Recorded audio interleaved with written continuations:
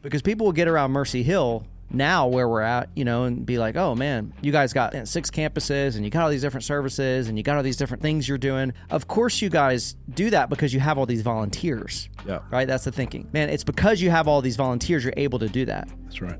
For us, honestly, we never ever, good or bad, hardly ever ask the question, man, do we have enough people to pull this off? Right. Because our thinking was, I know my thinking always was like, hey, if God's bringing the growth and the church is growing and there's a need to do something, the spiritual gifts, they exist in the harvest, Yep. So like if God's bringing the harvest, then man, I could just be confident that there's going to be more people with the gifts of helping and the gifts of administration, the gifts of serving and the gifts of teaching. And so, man, we're just going to plug away, we're going to start another service. We're going to do whatever. And man, those people that God has gifted, like, man, they're going to kind of rise up. That's right. This is Breaking Barriers, where we help pastors and churches grow so that they can go.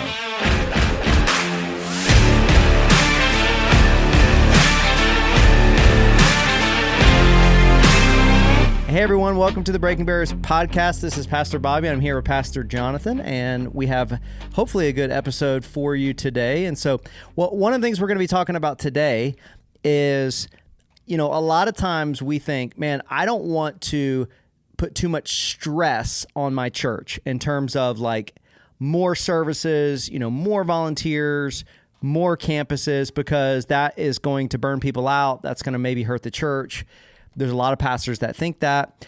What we're going to talk about today is actually the other side of that, how at times stress can sort of be the thing that ends up causing the church to grow, multiply leaders, multiply campuses, church plants, all of that.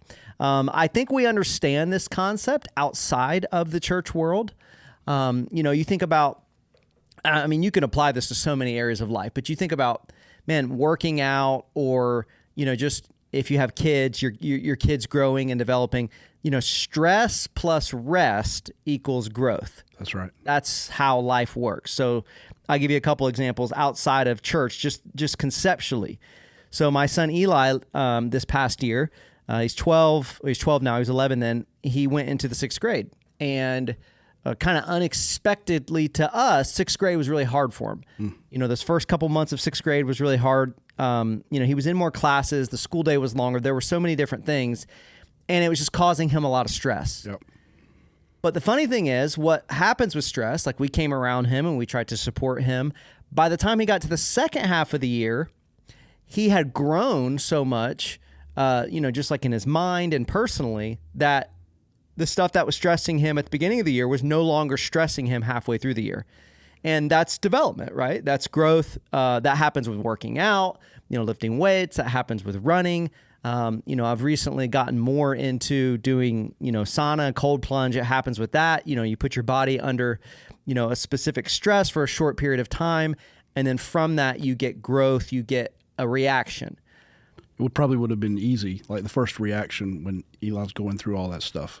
You'd be like, let's remove the stressor. Right. And that'd be the wrong thing to do, because he wouldn't grow. If you take the thing that's stressing him, then he wouldn't grow through it. Yeah, we have to have stress for growth. Right. Like I remember, I run ultra marathons now up to like 100 miles. And I remember when I first started, some of those first shorter races that I did, I remember the first ultra I ever did, it was 31 miles, and I got to the end of it, and I told my wife immediately, I said, I cannot imagine how anybody runs further than this. Right. I was in so much pain.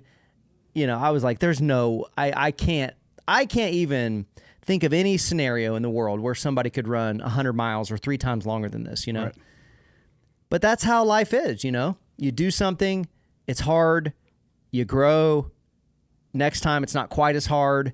You're able to maybe take on a larger challenge. And I think all that's pretty straightforward. It's pretty easy to understand. But a lot of times in church life, because, we want to shepherd our people, we want to protect our people, we want to shepherd our staff, we want to protect our staff. Sometimes we can quickly say, and I've been in so many of these conversations, even with people on our staff who I just love dearly. It's so easy to say, hey, the leadership of the church has this vision to do X, and then someone's going to say, man, I just think that's going to be too much. You know, I think that's going to burn people out. I think that's going to overwhelm people. And what happens, especially if we develop this limiting belief where we kind of end up approaching anything new or hard or different with that framework of it's going to be too hard for people. Right. We end up kind of taking away what God can do in their growth in those particular situations. And so today, that's kind of the concept that we want to challenge. Jonathan has been actually really helpful kind of creating some concepts around this because Jonathan was a member of our church and working for the state convention before he was on staff at Mercy Hill. Right. And so, had a pretty good idea of the church, but you kind of from the outside looking. Yeah, you get to look under the hood way more when you actually come on staff. And Jonathan is on our executive team, and so I think once Jonathan came on staff, he was able to kind of see, hey, some of the things you guys have done with multiplying services, with multiplying campuses, it has created this stress on the organization that has ended up actually being helpful and good for things like developing volunteers, sending out leaders, church planning, multiplication, all of that stuff. So Jonathan actually developed some kind of concepts around it, maybe some handles, ways to be able to think about it. And so I'm going to kind of pass it over to him and just kind of let him talk about some of that. Yeah, as you were talking about that, I was remembering, Beck, you called me pretty recently on a Saturday, and you were in the middle of a run, and I'm like, "What are you doing, man?" And you're like, "I'm running," but I couldn't even hear you like breathing heavy or anything. I was running easy. Yeah, well, I don't know. I mean, any running, and when you tell me you're like 15 miles in, and I'm going, "How in the world is this happening?" So when you're talking about that 30-mile race, and how you felt like, how in the world can I go past that? Yeah, I think there's something really to that you got to lean into the stress that I've learned largely from being here. Before I got here, I'd gotten acquainted with some of the work that Mac Lake had been doing around like leadership pipeline stuff. And, the principle that he talks about in that is, most of us, if we think back to how we grew, how we learned some sort of new competency in ministry, we end up in a role where the people that were in leadership kind of just toss us into the deep end. And it's kind of like sink or swim kind of moment. Mm-hmm. And what he's trying to do is sort of say, let's stop throwing people into the deep end, and let's prepare them before they jump into the pool for the things that they're gonna take on. And so I was definitely in that kind of thinking as I was coming on staff here. How in the world what kind of systems can we build to help prepare people before we call them up and all of that.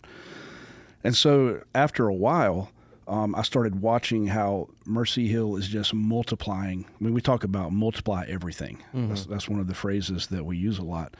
And so as I watched that happen, whether it's we're multiplying groups, we're multiplying services, we're multiplying campuses, all these kinds of things.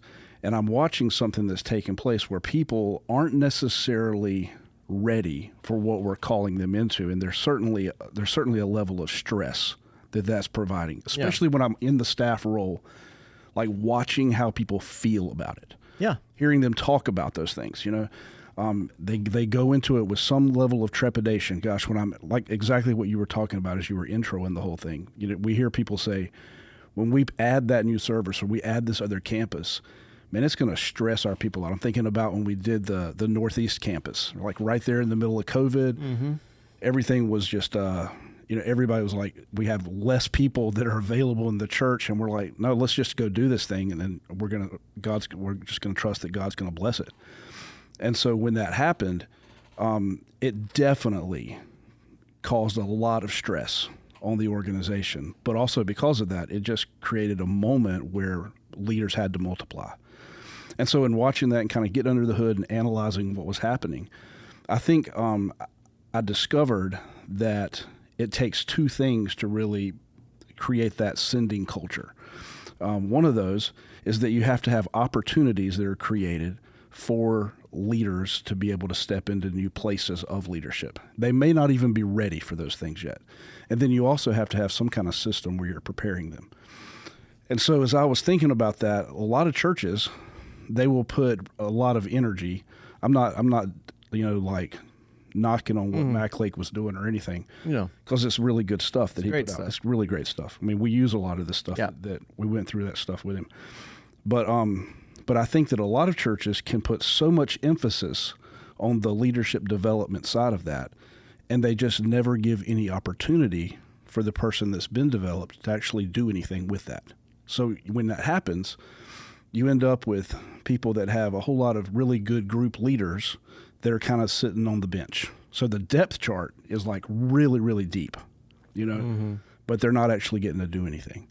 They may get to step in and have a rep every once in a while, but when it comes to something with some weight to it, some kind of like heavy responsibility ever sitting on their lap or being put on their shoulders, they never get the opportunity to carry that mantle. Yeah. You know what I mean? Yeah, it makes me think about, this is a non-church example, but you're talking about development and opportunity. That's right.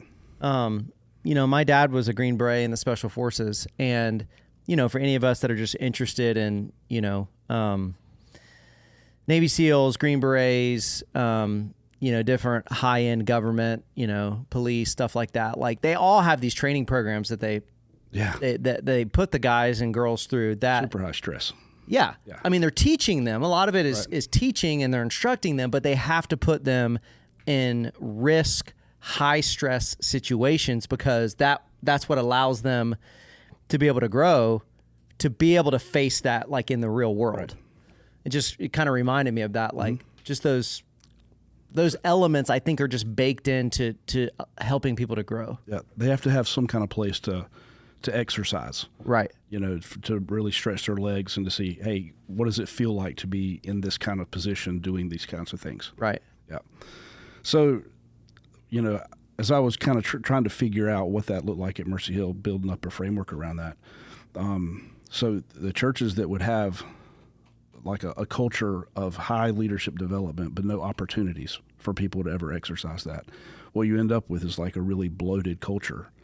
When I say bloated, bloated things don't really move very fast. Mm-hmm. So it's going to be a church that's much slower to adapt and change to things. They got a whole lot of people sitting in the tank that are ready to lead, but nobody's leading anything. They're not actually multiplying anything. You're basically just saying bloated in the sense of they have more leaders than opportunities. That's exactly right. Right. That's exactly what I'm getting at.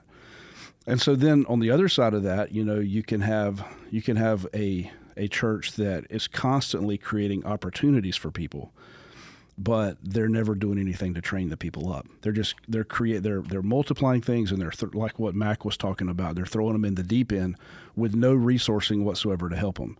And so that creates an enormously stressful environment that ends up burning people out.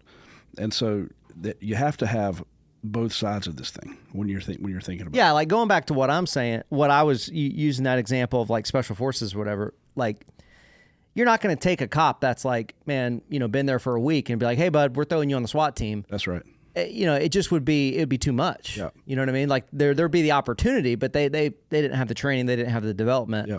And so those two things have to be kind of married. Yeah. You throw them into those really stressful circumstances, but then you don't do anything to prepare them. Right. So they're left kind of just out to dry. Right. So a really, really bad situation there. So you do that over and over and over again in a church culture, and you end up with people just like, hey, man, I'm tapping out. I can't do anymore. They kind of get fed up and they're done with the church. It can be very harmful. Mm-hmm. So to one side, when you're talking about how a lot of pastors want to protect the flock, there is a side of that you have to think about. But a lot of us spend way more time protecting people from the stress than we actually do giving them opportunities. Yeah, because to me, the funny thing is, like thinking about like pastors that were kind of called into ministry kind of earlier, like high school, college. Yep. My guess is many of them actually have the stories in their own life where they were in high school group or whatever, and they showed a little bit of desire for leadership. And then before they knew it, they were preaching a sermon, to their youth group or something like that. And I bet you it was a huge growth opportunity in their life. I mean, that's my story. Yeah. I mean, there's thousands of those stories out there. I think that may be helpful for people to take that concept and just say, okay, we're talking about how do you apply that to everybody in the church? Mm-hmm. You know, not just people that are going in ministry, right. but people that are leading a community group, people that are serving. So it's just thinking through how do you give people those opportunities to be able to create those stress moments. You know, when you have a church that does neither one of those things, they're not developing leaders and they're not providing any opportunities to stretch people.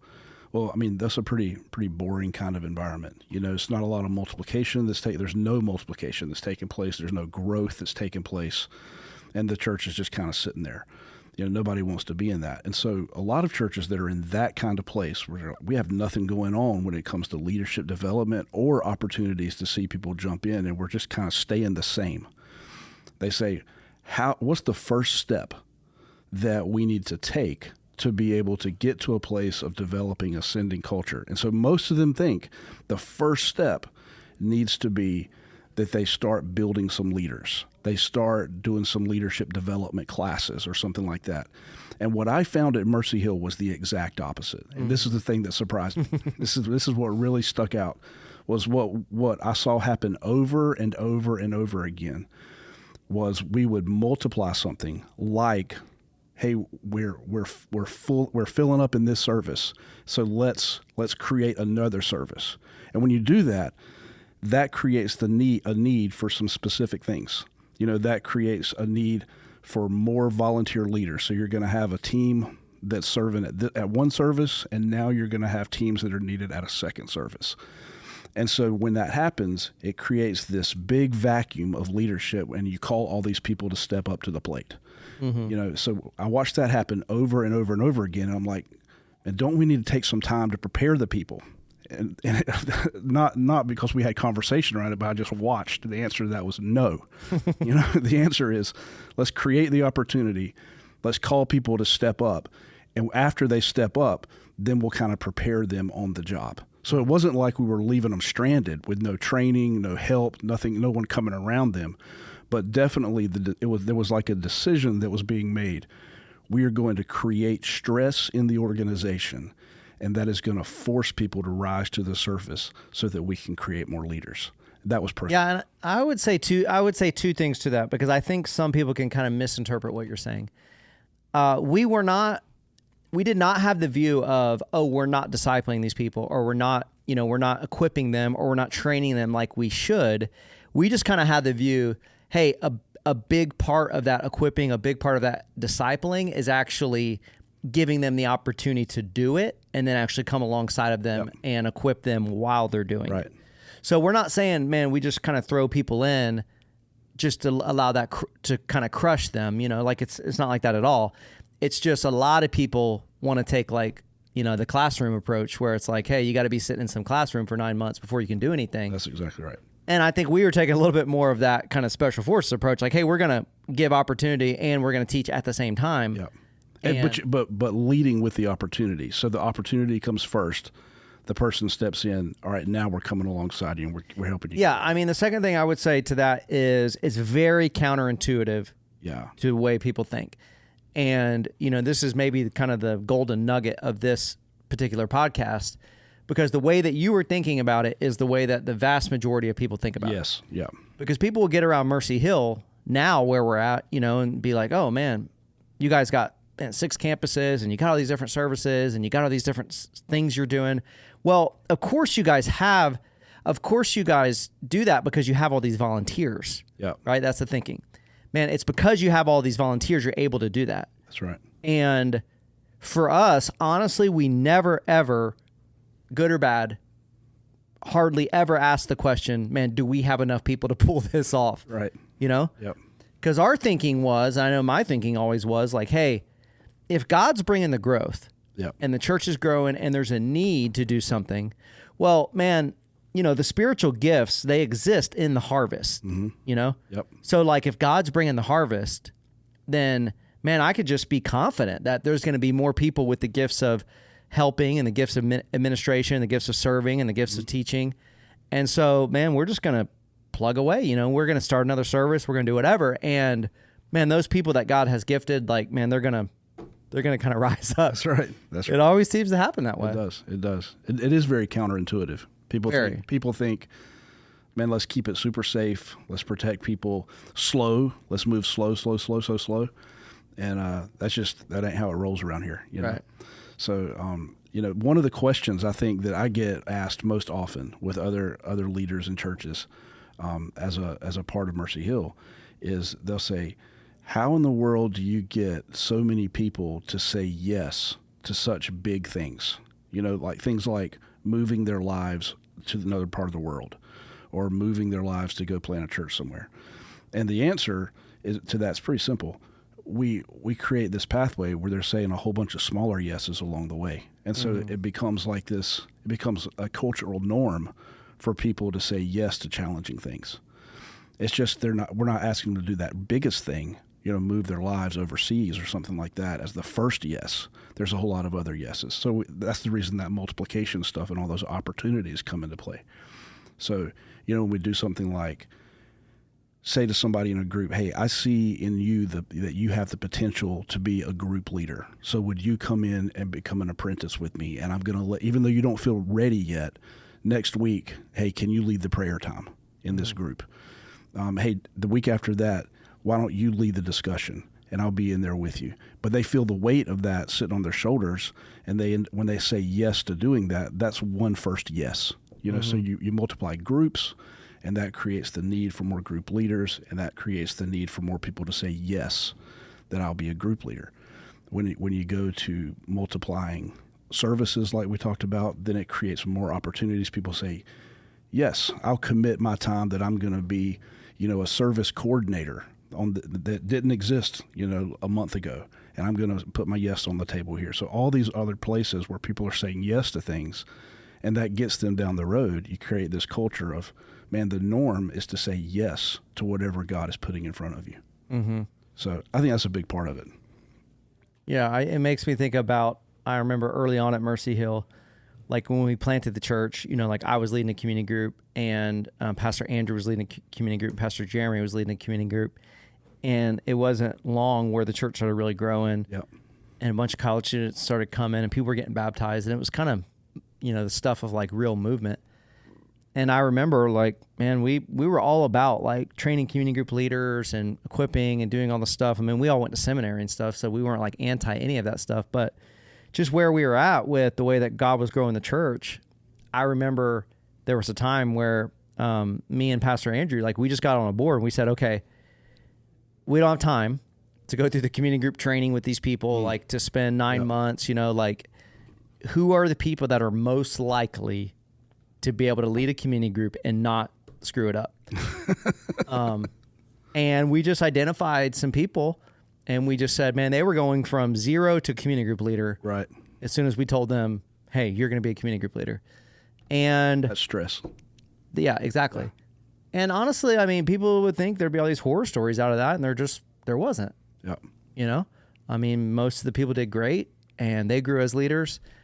The church grew. It was very good. Yep. For younger people in our church to see, oh man, they're putting so-and-so in this leadership position. So I just think that's kind of an example, like what you're talking about. Yeah. I mean, there's an element of this where you just have to be a little bit risk tolerant. Yeah. Some people that say, hey, we don't want to risk anything. We got to play everything super, super safe around all this. They're not going to see the same kind of growth. They're going to be held back by limited beliefs that you were talking about earlier. They're going to be held back. They're not going to be able to grow because they're not going to be able to produce leaders fast enough. Well, some of it is this. Yeah, some of it is just this false belief that we think we can like control the outcome in somebody's life. Right. Like as if like, hey, what we need to do is like, man, call them to a vision, and pray that God would use this to grow them and help in any way that you can, and just trust God for the results. I mean, sometimes people just say like, oh, well, this for sure is going to burn out the church or whatever. And I'm like, how do you know that? Like, are you a prophet? Like what? Because a lot of times what ends up happening is when you do move forward with something like you're talking about, like a new service or a new campus, God calls up all these leaders that you didn't even know you had. Right. Or just brings you leaders like, hey, all of a sudden this person moves into town from 3 states away, and now they're ready to lead at your church. Yeah, I think it's important. Like you said just a minute ago, that when you were looking for people to carry out those new groups, that you said, who are the people that are the most likely to be able to do this and the thing just not absolutely bomb? Yeah. And so I think some people can be listening to this and they can hear us saying things like, man, just be totally loosey-goosey with the whole thing, and whatever God's going to do is what God's going to do. But clearly, I mean, when you were thinking about those things, you had things in mind where a person that has a high likelihood of succeeding as a group leader, what do they look like? It's probably not the person with a whole bunch of sin in their life that's gone like unconfessed.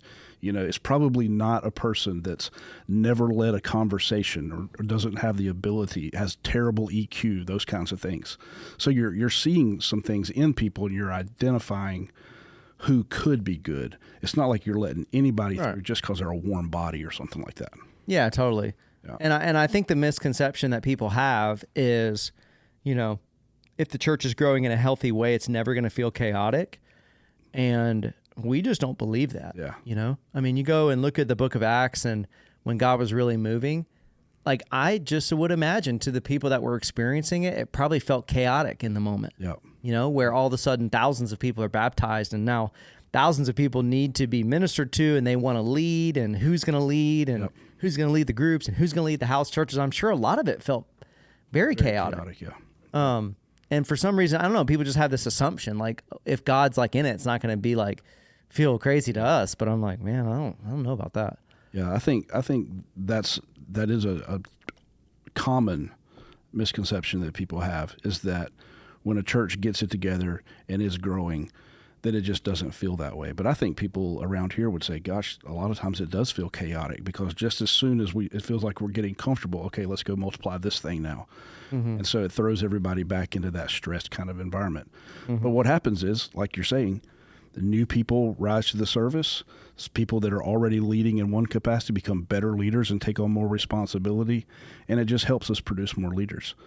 I think the biggest thing that I did not understand before being on staff here was the multi-site stuff. Mm-hmm. And so I think coming into it, I wasn't super excited about I was coming to the broadcast location is where my family was worshiping and all that. And so the thought of going to a different campus where it's not all live and all that kind of stuff, it was just sort of messing with my head. I wasn't sure if I wanted to do that. And then when I started to see all of the leadership opportunities that were created by the multi-site approach, it totally flipped the way I thought about all of it. It's like the only thing that's going on that's not being replicated at the campuses is the preaching. Everything else, though, mm-hmm. Is creating more and more opportunities. So you get, and even the preaching is kind of creating more opportunities in some ways. In some ways, yeah. Where because we have so many services are going on, that when Pastor Andrew isn't preaching, then there'd be 10 people. That's exactly right. Yeah. So I'm just talking about on the reg. Yeah.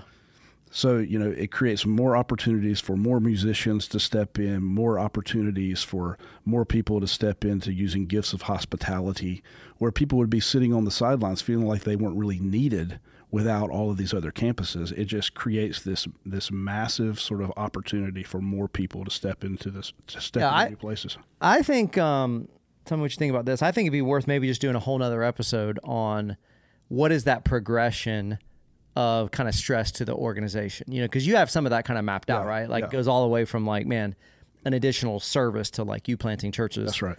It's probably, do you think we can do a whole episode on that? Just kind of walking through? It may be a little bit shorter than some of them, but yeah. Yeah, I think we probably could, just kind of walking through those steps.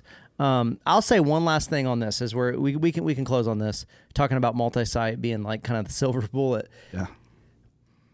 I realized a number of years ago, I did my PhD dissertation, and I was doing it on multi-site preaching, different forms of multi-site. And one of the chapters I was trying to engage, because it's so common. There's this critique out there that multi-site, especially if you're using video venues, video preaching, whatever you want to call it, it's kind of like this, it's like this anti-multiplication model, right. It's this, it's this kind of idol of one person, and you know, it's not really multiplying leaders and that sort of thing. You know, Cult of personality. Yeah, it's this kind of just undercurrent. Like people just say that. You know, like in seminary circles and stuff. That's just like a common.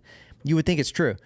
Well, I started doing kind of research and kind of diving into like, okay, you know, where are like the epicenters in the United States where multiplication's happening, right? So like church planting is happening, sending out missionaries is happening.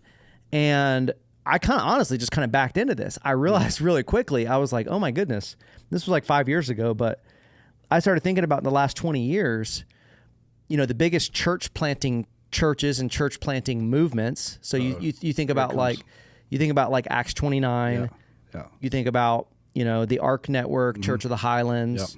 You think about Seacoast Church. You think about the Summit Church. And then you realize, wait a minute, these are massive multi-site churches. Ding, ding, ding, ding. Like I couldn't even, at the time, I couldn't even come up with one that was at the same scale that wasn't a multi-site church. And so I started kind of going down that road, and I'm like, not only is it not true, you know, when people say like, hey, you know, multi-site is like kind of this anti-multiplication model. It's almost like, man, to multiply the way we're talking about, it maybe is actually this kind of silver bullet for it. Yeah, man, I think it'll be a lot of fun to talk about that when we get into some of those systems and how it builds upon each other in that next episode. Yeah. It'll be fun. Awesome. Yeah.